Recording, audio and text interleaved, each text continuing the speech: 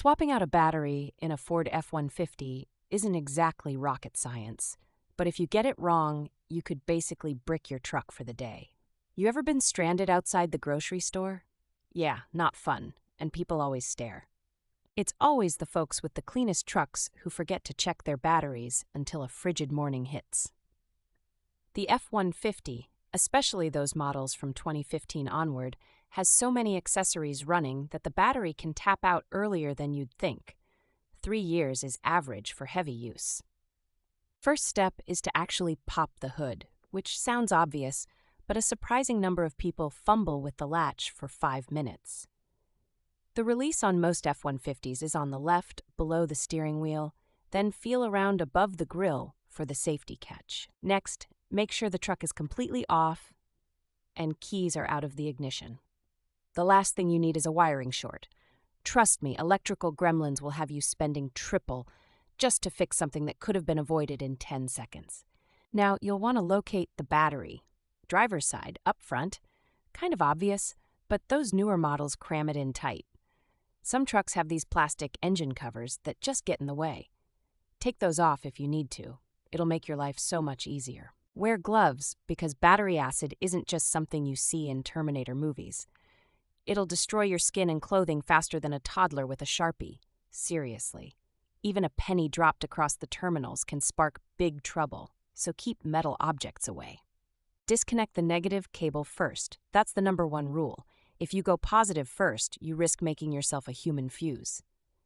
After the negative is off, then the positive, red. Wiggle the connectors, but don't use brute force.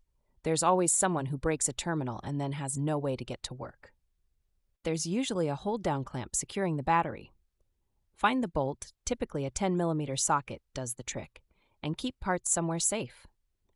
A missing clamp lets the battery bounce around while you drive, which is terrible for the cables and can kill a brand new battery inside of months. Lift the battery straight up. They are heavy, usually 40 to 50 pounds, and if you wrench your back here, you'll remember it for a week. Place the old battery somewhere safe, away from pets or kids, because the acid is no joke. Before dropping in the new battery, double-check the specs. Ford F-150s, like a big, high CCA, cold cranking amps battery, think 750 or higher. Lower CCA? You'll be wincing when winter rolls into Portland or wherever. Install is the reverse.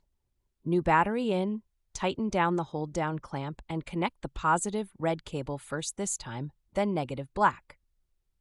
Clean the terminals with a battery terminal brush for maximum contact, and use a little dielectric grease if you want to really win at life.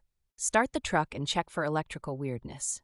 Clocks, radio presets, and sometimes the power windows get finicky and need to be recalibrated. You wouldn't believe how often this gets overlooked.